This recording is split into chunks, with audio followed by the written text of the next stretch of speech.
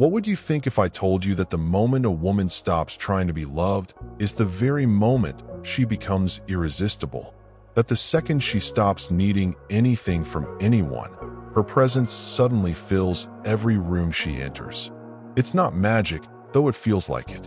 It's an energetic truth, something the great psychologist Carl Jung understood long before it became a wellness trend. There's this strange, powerful phenomenon where a woman's energy becomes its most potent, not when she's actively chasing love, but when she realizes she no longer needs to. But let's be honest, that's not what we're taught. We live in a world that, from a very young age, teaches women how to perform. Smile a little more. Be agreeable. Don't be too much. Be soft, but also be sexy. Be strong, but careful not to be intimidating. It's a constant tightrope walk. Have your own opinions, but make sure they don't make anyone uncomfortable. And somewhere underneath all that immense pressure, something essential, something precious, gets buried. It's the authentic feminine frequency, not the image you curate for social media, not the flirting techniques you read about, not the constant effort, but the silent, powerful, grounded energy that radiates from a woman who no longer has to negotiate her own worth. Carl Jung had a name for the journey back to this state: individuation. It's the profound psychological process of reclaiming all the parts of yourself that you were once forced to reject or hide away. It is the epic journey from the person you think you should be to the person you deeply, truly are. And for so many women, a huge part of that journey involves confronting the part of you that was taught to chase love as the ultimate form of the part that was told, in 1,000 subtle ways, that your worth is determined by whether or not someone chooses you. The part that learned to make yourself smaller, softer, and more palatable just to earn a little bit of affection. So, this isn't another video about dating strategies. It's not about learning clever techniques to make someone chase you. This is about the deep, transformative psychology behind why you are most magnetic when you finally stop trying to be. It's about what happens on an energetic level when you make the courageous decision to stop abandoning yourself in the pursuit of love. So let's walk through what really changes when you stop chasing. Because at first, it doesn't even look like chasing, does it? It just looks like being nice. It looks like being accommodating. It's texting first because you don't want to seem cold or uninterested. It's carefully adjusting your tone of voice to avoid any remote possibility of conflict. It's the frantic, internal monologue when he hasn't replied for an hour, immediately blaming yourself. Did I say too much? Not enough? Was that the wrong emoji? It looks like scanning his face for a flicker of approval when you dare to share an opinion. It looks like instantly changing your weekend plans the second he suggests something else. It looks like pretending you don't mind at all when he's late again, because you don't want to be that girl. But energetically, you're chasing. Your energy is constantly reaching outside of yourself, like little invisible tentacles, seeking confirmation that you are, in fact, worthy of love. You're unconsciously asking 1,000 silent questions. Am I enough for you? Am I too much? What part of myself do I need to hide or adjust to keep you interested? And here's where Jung's wisdom becomes so critical. He famously warned us, what you resist not only persists, but grows inside. When you are desperately resisting each and every time, she thought she was just being adaptable, flexible, easygoing. You know, the kind of woman men would actually want to be with. But what she was really doing, time and time again, was abandoning herself. Deep in Maya's shadow was a core belief she'd carried since she was a little girl. If they see the real me, they will leave. This belief didn't come from nowhere. It was forged in 100 tiny, painful moments growing up. The time her father came home, stressed from work, and her natural, bubbly exuberance was met with a sharp, "Can you just be quiet for 5 minutes?" The time her mother sighed and said, "Maya, dear, not everyone needs to hear all of your thoughts." The time the boy she had a crush on in 7th grade told his friends she was weird because she liked to read philosophy books. The time her college boyfriend told her that her emotions were exhausting. and so she learned to just smile when all she really wanted to do was cry.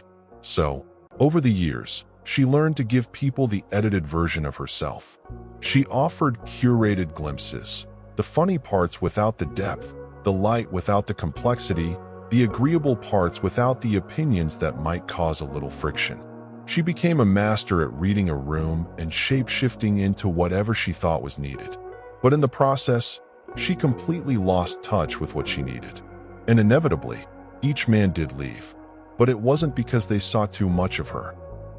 It was because they felt too little. How can someone truly fall in love with you when you're not even fully present in the room? How can they miss you when you've never really been there? In Jungian terms, Maya was embodying what Jung called the wounded anima. The anima is the feminine archetype, the feminine energy present in every human psyche.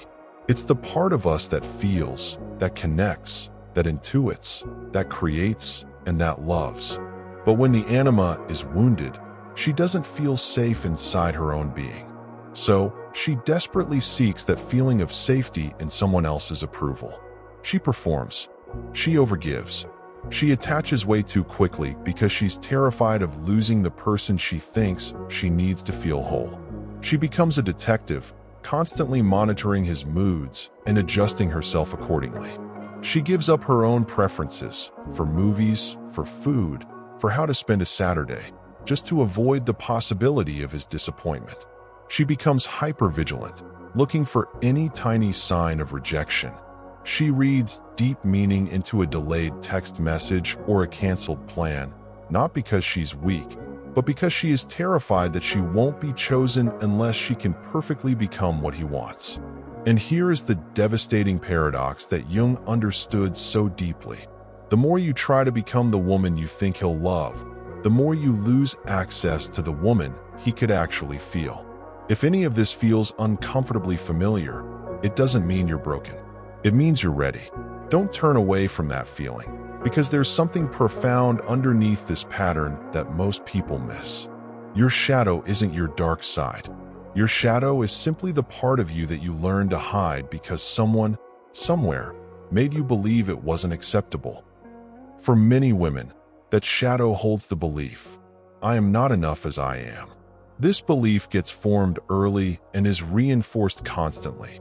In families where love felt conditional on being good, in schools where standing out meant being targeted, and in relationships where your authentic self was met with criticism or withdrawal. So you chase, you prove, you perform. You become the woman who texts first because you're afraid silence means he's lost interest. You become the woman who laughs at jokes that aren't even funny because you're afraid your real humor is too sharp, too quick, or just too much. You become the woman who says, I'm fine, when you're actually falling apart, because you're terrified your real emotions are too intense, too complicated, or too demanding.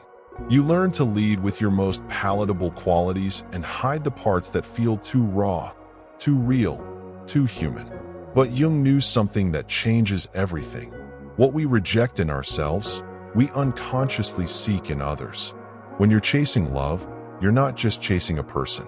You are chasing the parts of yourself that you had to abandon in order to feel lovable in the first place. You are trying to find in them the acceptance you have never given to yourself. You're seeking the unconditional love you've never felt you deserved. You're looking for a sense of security that you believe can only come from external validation. There's an immense energetic cost to constantly trying to be what someone else wants. It is exhausting to monitor every word, every reaction, every authentic impulse. It's depleting to live in a constant state of, am I doing this right? And it is soul-crushing to realize you don't even know what you actually want anymore, because you've spent so much of your life trying to want what you think would make you more lovable. Maya felt this cost for years, but could never put a name to it. She would come home from dates feeling completely drained, even the ones that went well. She would find herself snapping at her friends over minor things. She would lie in bed at night feeling a profound sense of emptiness, despite being surrounded by people who supposedly liked her. Because when you're not being yourself, even positive attention feels hollow. When someone likes your performance, it doesn't actually feed your soul. It just reinforces the terrifying belief that your real self isn't good enough. Jung called this living unconsciously, operating from old patterns that were once formed to protect you, but now they imprison you. But something always happens on this path of constant performance. A day comes when you stop. It's not because you planned to, not because you read the right book or watched the right video. It happens because you have finally, completely exhausted yourself with trying. It's the day you sit with yourself in the deep, familiar ache of unmet longing, and a new thought rises from the depths. I no longer want to be loved because I'm performing. I want to be loved because I'm present. That is the turning point. That is the moment your soul finally steps in and says, with a quiet firmness, enough. You have carried this long enough. For once, just let yourself be still. For Maya, that turning point came on a Tuesday. She was getting ready for a date, the fifth first date that month, when she caught her own reflection in the mirror and froze. She was wearing an outfit that wasn't really her style, but one she thought looked date appropriate. She was practicing a laugh in her head that wasn't really hers, but one that sounded a little more feminine, a little more appealing. She was mentally rehearsing a list of stories that highlighted her fun, easygoing side, while carefully editing out anything that might reveal her depth or her intensity.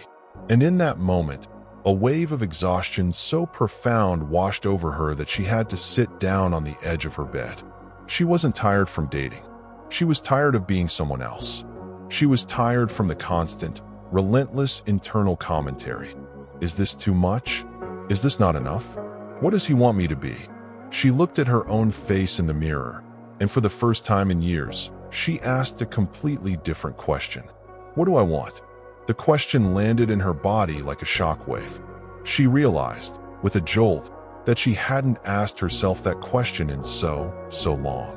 She wasn't even sure she knew the answer anymore. So she did something radical. She picked up her phone and canceled the date. Not because she had suddenly decided she didn't want love, but because she desperately wanted to remember who she was before she started chasing it. That night, instead of going out and performing, she sat in her quiet apartment and cried. But they weren't sad tears. They were tears of pure relief. The tears of someone who had been holding their breath for a decade and had finally exhaled. The next few weeks were strange for Maya. Without the constant focus on dating, on men, on being chosen, a huge void opened up in her life. And in that void, she had to face herself, all the parts she had been hiding, not just from others, but from her own awareness. She started to notice little things. She realized she actually hated horror movies and had only pretended to like them because David did. She discovered that she far preferred quiet evenings at home with a good book to the strenuous hiking. She remembered, like meeting an old friend, that she actually had strong, passionate opinions about politics, about art, and about life. Opinions she had learned to soften or hide completely to avoid the slightest chance of conflict. Jung called this difficult but essential process shadow integration. It is the active reclaiming of all the parts of yourself that were split off and rejected. And it is not comfortable work, because when you stop performing, you are forced to face the very fears that made you perform in the first place. Maya had to sit with her bone-deep terror of being alone. She had to feel the immense grief for all the times, all the years she had abandoned herself. She had to finally confront the silent rage she felt at a world that had taught her, in so many ways, to make herself smaller.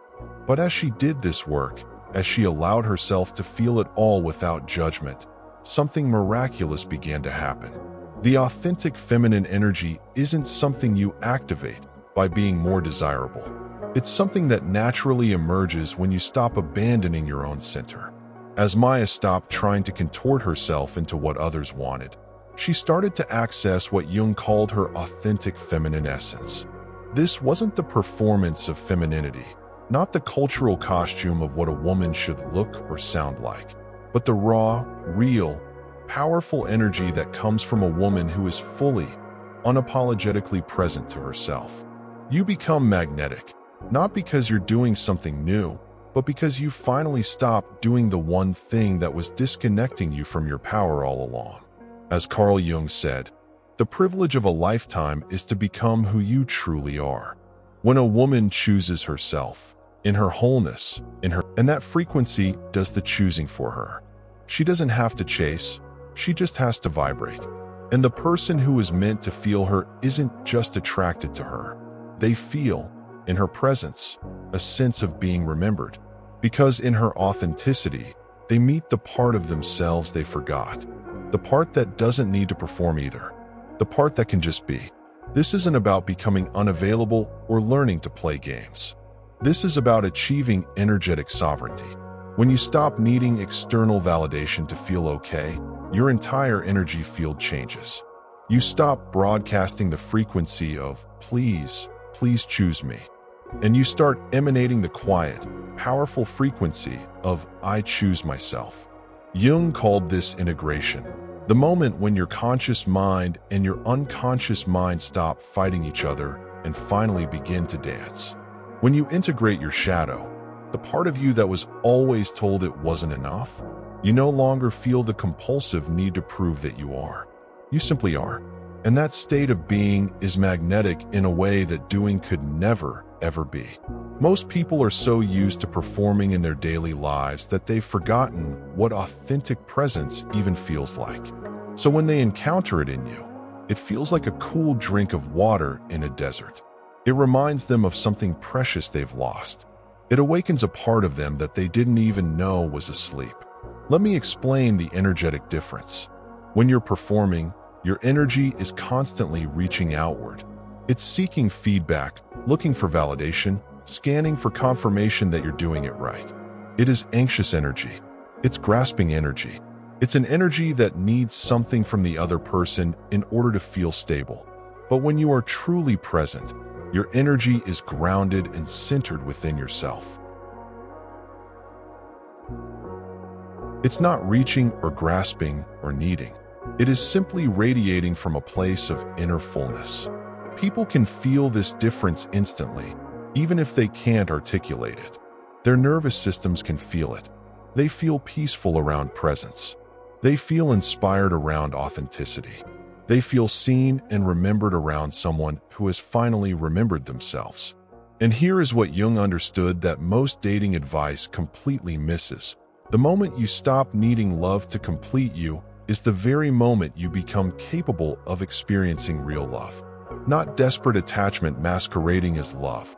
Not the codependent need to possess someone or be possessed. But the kind of expansive, healthy love that comes from overflow rather than from emptiness. When Maya stopped chasing, she didn't become a cold or unavailable person. She became a present person. She became a whole person. She became herself. And from that grounded place, she could finally love from a place of choice rather than a place of need. She could be with someone because she genuinely wanted to, not because she had to in order to feel okay about herself. She could offer her gifts, her humor, her depth, her intelligence, freely, instead of using them as bargaining chips for affection. That is the entire difference. That is what makes the feminine energy so breathtakingly powerful. When it's no longer chasing, it's no longer coming from a place of lack. It is coming from a place of abundance. The woman who is whole sees another person as a potential partner in joy. Jung called this the difference between a relationship in its immature form, which is often two half people trying to make one whole, and true relatedness, which is two whole people choosing to share their wholeness with each other. And modern neuroscience is now backing up what Jung intuited decades ago. When you're performing, your nervous system is in a constant, low-grade state of hypervigilance. You're scanning for threats to your acceptance. You're monitoring for signs of rejection. Your brain is working overtime just to maintain the facade. This activates your sympathetic nervous system, the fight or flight response. So even on a good date, your body is subtly stressed. But when you are authentic, your nervous system can finally relax. You're not monitoring or managing or performing. You're just being. This activates your parasympathetic nervous system, the rest and digest response. Your body feels safe. Your mind feels clear. Your energy feels clean. And other people's nervous systems pick up on this. They feel safe around you because you feel safe in yourself. They can relax in your presence because you are relaxed in your own skin. This is the neurobiological reason why authentic presence is so profoundly magnetic. It's not just an attractive energy, it is neurologically regulating to be around. When you're chasing love, you don't realize that you're sending out a very specific signal. It's a silent, energetic broadcast that says, "Please, make me enough." That energy is heavy, not because you're not a beautiful or wonderful person, but because it unconsciously asks the other person to carry something for you that you haven't yet learned how to hold for yourself. It is the energy of incompleteness seeking completion. But Carl Jung knew that no one else can complete what was never broken in the first place. They cannot fix you. They can only, if you're lucky, bear witness to your wholeness. And when you finally become whole, you don't need to ask for that. You don't need to say, "See me." Because your quiet, centered stillness already says, "I see myself." And that kind of presence is utterly unforgettable. It is the presence of someone who has finally come home. Someone who no longer needs external validation because they have learned how to generate it from within. Someone who can finally love from a place of overflow rather than a place of emptiness. 6 months after Maya stopped chasing, she met a woman named Sarah at a coffee shop. And Sarah was different. She wasn't trying to be charming or impressive. She was just present. Maya watched her interact with the world and noticed something she'd never witnessed so clearly before in another woman. When the barista got Sarah's order wrong, she didn't just laugh it off or say it's fine, the way Maya would have. She kindly but clearly asked for what she wanted. There was no apology in her voice. She looked at him directly and said, with calm finality, "We're having a private conversation. Please leave us alone." When he persisted, saying, "I just want to get to know you," Sarah's voice didn't get higher or more apologetic. It got clearer. "I said no. Please respect that." Maya watched this unfold in utter fascination. Here was a woman who wasn't afraid of taking up space. A woman who wasn't afraid of having needs. A woman who wasn't afraid of being direct, even when it might make someone else uncomfortable. Most remarkably, Sarah didn't seem to care one bit whether that man thought she was nice or not. She cared about her own boundaries, her own comfort, her own truth, and far from making her seem cold or harsh, it made her magnetic, because she radiated something Maya had never seen up close before. The deep, grounded confidence of a woman who didn't need anyone else to complete her story. A woman who has done her shadow work isn't cold. She is simply clear. She doesn't ghost people because that would be cruel. She doesn't cling to people because that would be desperate. And she doesn't shrink herself to be palatable because that would be false. She simply refuses to negotiate with energy that doesn't feel true because her love is no longer for sale to the highest bidder. It is now reserved for resonance. Jung understood that boundaries are not about keeping people out. They are about keeping yourself in. When you know who you are, you don't need to build walls to defend against who you're not. You can simply choose what aligns with your truth. Sarah taught Maya something profound that day without even trying. You can be kind without being accommodating. You can be loving without being available to everyone. You can be feminine without being compliant. The feminine energy in its most powerful form isn't just soft and yielding. It is soft and strong. It is receptive and discerning. It is open and it is boundaried. Take a moment here and ask yourself, what part of you have you silenced, just for a chance to feel loved? Maya began to notice something else after her months of not dating.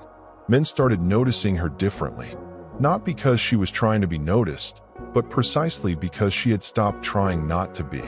At work, she started speaking her mind in meetings instead of waiting to see which way the conversational wind was blowing. She started wearing clothes that felt like her, not like what she thought other people would find attractive. She started laughing her real laugh, the one that was maybe a little too loud and lasted a little too long, and made other people smile without even knowing why. And suddenly, she became deeply interesting. Not because she was performing interest, but because she was genuinely interested in her own life. She stopped asking, "Well, what do you think?" and started saying, "Here's what I think." She stopped saying, "I don't care, whatever you want," and started expressing her actual preferences. She stopped making herself smaller in conversations and started taking up her full, rightful space. And the strangest thing happened. People didn't find her too much. They found her refreshing. Because in a world full of people performing, authenticity stands out like a beacon. In a room full of people desperately trying to be liked, someone who genuinely likes themselves is magnetic. Jung taught that individuation, becoming who you truly are, isn't a final destination. It is a daily practice of choosing wholeness over performance. Every single day, you have a choice. Will I abandon myself today for a chance to be loved? Or will I love myself enough today to be authentic? Maya had to make this choice dozens of times a day at first. When someone asked for her opinion, and her first instinct was to deflect. When she felt the urge to laugh at a joke that wasn't funny. When she wanted to say no, but felt that familiar, heavy pressure to say yes. And each time she chose authenticity over performance, she reclaimed another piece of herself. Each time she honored her truth instead of trying to be palatable, she integrated another fragment of her shadow. It wasn't always easy. The people who were used to the performing version of Maya weren't always comfortable with the authentic version. Some friends felt threatened by her newfound boundaries. Some colleagues didn't know what to do with her direct communication. But Jung warned about this, too. He said, "The privilege of a lifetime is to become who you truly are." And the people who can't handle your authenticity were never meant to be a part of your authentic life. As Maya continued to choose herself, something unexpected happened. The women around her started to change, too. Her friend Jessica started setting boundaries with her demanding boss. Her sister Emma stopped saying yes to every single social obligation that exhausted her. Her coworker Rachel started expressing her own brilliant ideas in team meetings instead of staying silent. Jung called this the transcendent function. It's the way individual healing can create collective transformation. When one woman stops abandoning herself, she gives every other woman in her life silent permission to do the same. When one woman stops chasing love, she shows others that wholeness is not just a fantasy, it's possible.